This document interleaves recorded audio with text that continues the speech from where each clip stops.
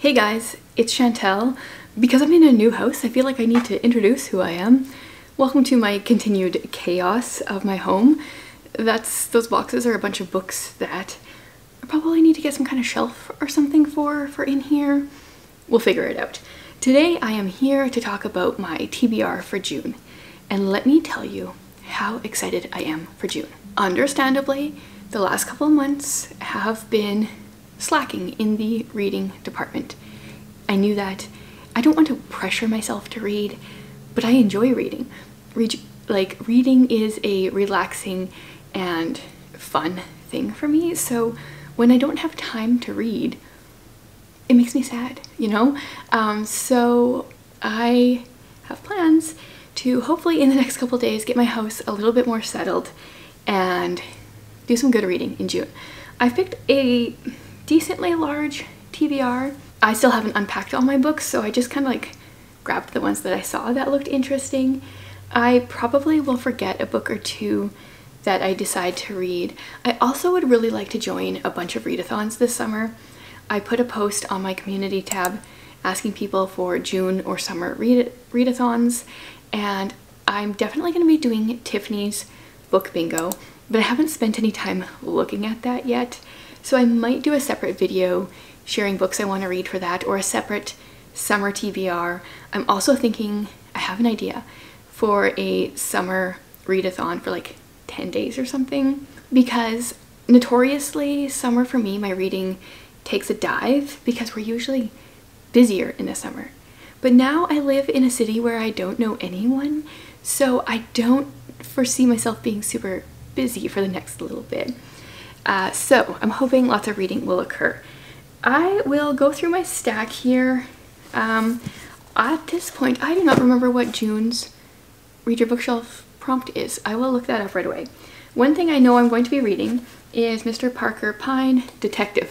In my video from last month's TBR, I totally thought I was reading this one in May, but it's June. So I'm reading these with my Windy Poplars tier over on Patreon, and I'm making a video for each Agatha Christie I read each month, and that's been a lot of fun. I also have some videos on this channel where I've tried to solve some of them, and up until now I haven't actually tried to solve them on Patreon in the last few months because that takes a lot of time and I haven't had the brain space for it. But this one I'm gonna try. The only thing is not all of hers can be solved, so hopefully I don't try to solve it and then find out it can't be, but oh well. So this is the first in with Mr. Parker Pyne. I don't know if it's an official series. This one says, there comes a time when a master detective needs to get away from it all. But for Mr. Parker Pyne, it was not to be. Crime followed him like a shadow from the moment he took a seat on the Orient Express. The shrieks he heard were unmistakably those of terror, a terror that would strike again and again in the mysterious ruins of Petra, in the ancient city of Baghdad, and amid the tombs of the pharaohs, where among a respectable company of English noblemen, a helpless woman is given her daily dose of death. Interesting. So I have read a short story with Parker Pyne before, at least one. This one was originally published in 1932. Well, it looks like, so in her earlier days. Interesting that they would talk about the Orient Express when one of her big ones is Murder on the Orient Express, but I'm assuming she probably wrote it at that one after this one.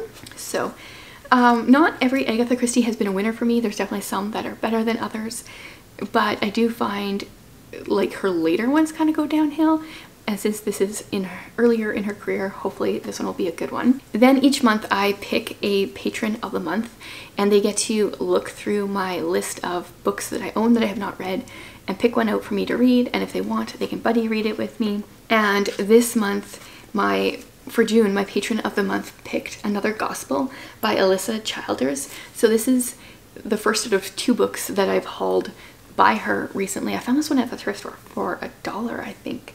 She was part of the band Zoe Girl back in the day. If you were a teenager around the time that I was a teenager and in the Christian world, you maybe heard them. I loved the band. I think that I need a soundtrack when I'm reading this book. I kind of want to pull up the album that I owned. I don't remember if they had more than one.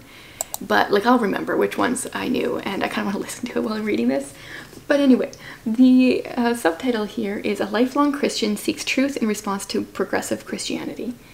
So this seems very fitting for the time period. She does have a channel here on YouTube as well, and I follow it, but I haven't watched any of her videos. My YouTube watch later these days is like so backed up from the last few months, but after this book maybe I'll be more inspired to watch some of her videos. So that's another one I'm going to be reading this month.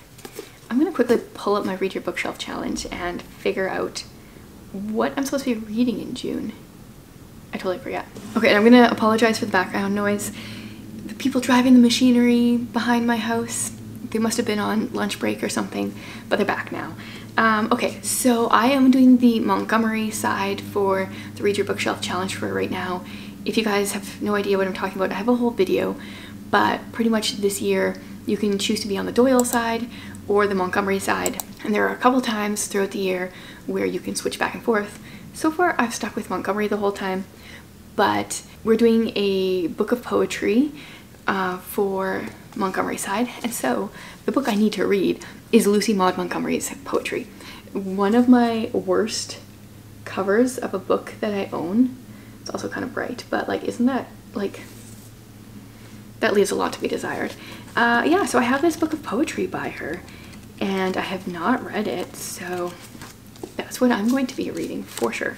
Also, can I quickly just comment on my shirt? So I bought this, I don't know, a number of months ago at the thrift store, and only today did one of my kids point out that these cats that are in space are flying on pieces of pizza. It just gets better and better. Okay, now the rest are just books that I'm in the mood for, so we'll go through them. I really want to read another T. Kingfisher. I really enjoyed A Wizard's Guide to Defensive Baking months ago. Every time I look at this book, I'm like, yes, I want to read it. And this is like a, I think it's like a thriller. I don't really know what it is. But yeah, it must be, like, it's a southern thriller where this girl goes back home because her brother tells her their mom is a little bit off and something's going on. Did I even say the title of the book? A House with Good Bones. Southern Hospitality to Die For. It's a haunting Southern Gothic from the master of suspense. It's very short.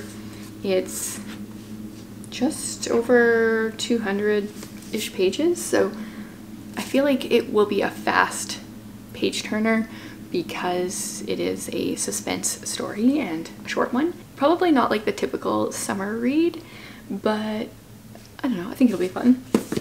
Then I did think that this one seemed like a summer read. It's been on my shelf forever.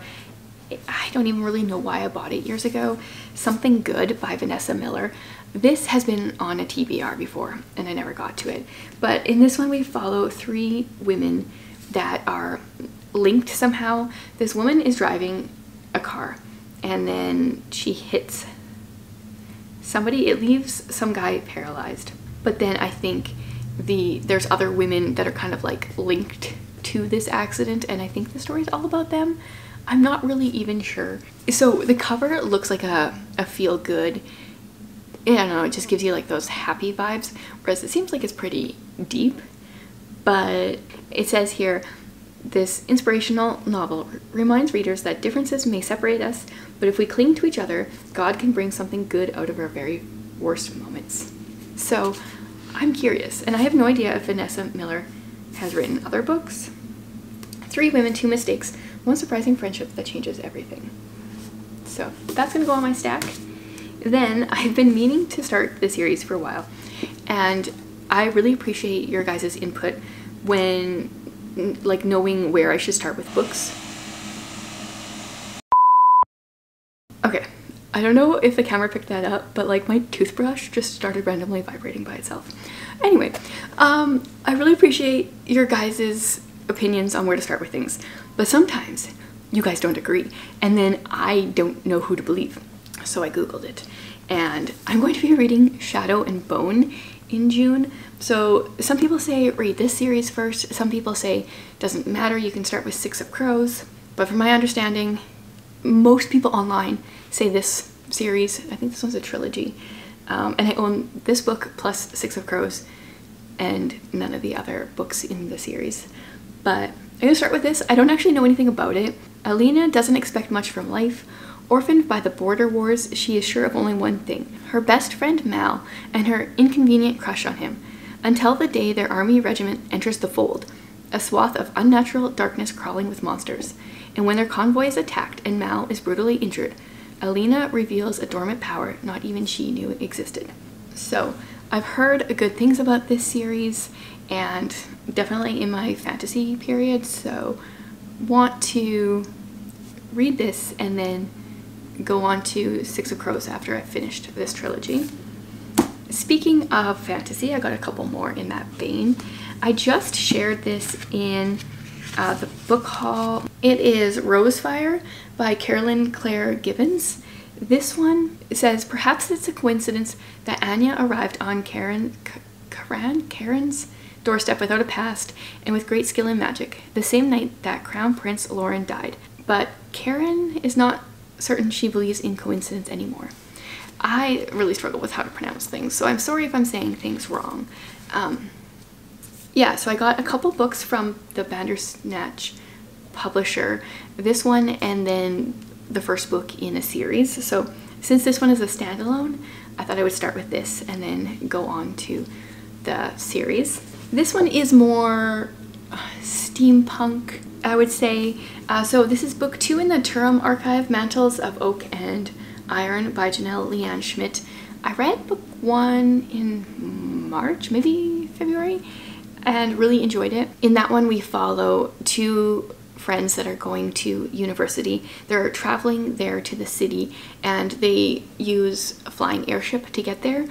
Meanwhile, there's like this wizard who is traveling with them. He lived just outside of their town and had been in this tower for 200 years and didn't realize so much time had passed.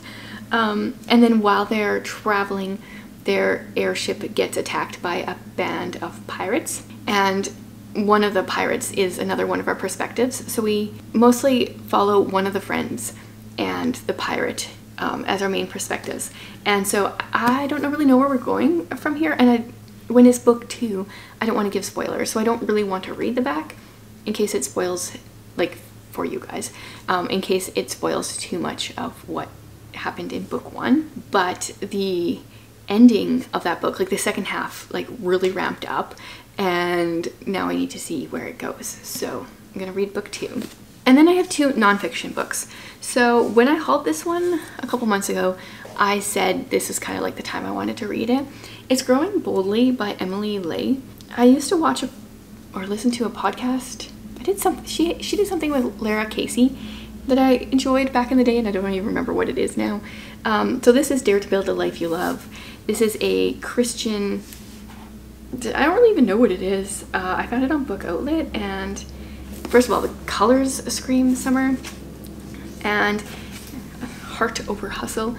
Since we moved to a different city, I thought this would be a good time to dare to build a life you love, like thinking about completely changing your life. So the idea here is build. Believe in who you are and whose you are. Utilize what you have. Imagine the life you dream of. Love your people and all people well. Do what matters, forget the rest. It seems like a good book to kick off this season of life. And then this is a different vein. I don't usually share like stuff this homeschooly on here, but I got A Philosophy of Education by Charlotte Mason for Mother's Day, so this will be in my next book haul. And I'm just finishing up her book 1, Home Education, so I'm going to be starting this one, and it will take me probably a couple months to read. But so I thought I would throw this on my list as well. So her first volume that I'm currently reading is mostly about home education up to age 9, I think. And then A Philosophy of Education, I think, is for the older years. I haven't read this one, so I don't really know. But then I have the annotated edition, which is kind of cool because she quotes a lot of... Charlotte Mason was in the Victorian era-ish, I think. And she quotes a lot of writers and stuff from her time, and some of them are a little bit more obscure now. So she just assumes people know who she's talking about, but we don't always. I don't always. So it's really handy to have that. So yeah, that's my TBR for the month. Doesn't mean I'm gonna read every single one of these books. I will probably add in some books, but from the books that I saw on my, I was gonna say on my shelf, stuck in my boxes, these are the ones that jumped out at me. And so definitely my priorities are going to be my Agatha Christie book, my buddy read, and the Read Your Bookshelf Challenge book. I am also attempting to do Kayla's Buzzwordathon, but I've fallen off of that wagon and I'm a little bit behind there. So I might catch back up at some point, but we'll see. And then I want to take a look at all the different readathons for the summer and maybe add some books in for that. But I will have more videos on that. So let me know what you plan on reading in June and if there's any books here that you're excited for me to read.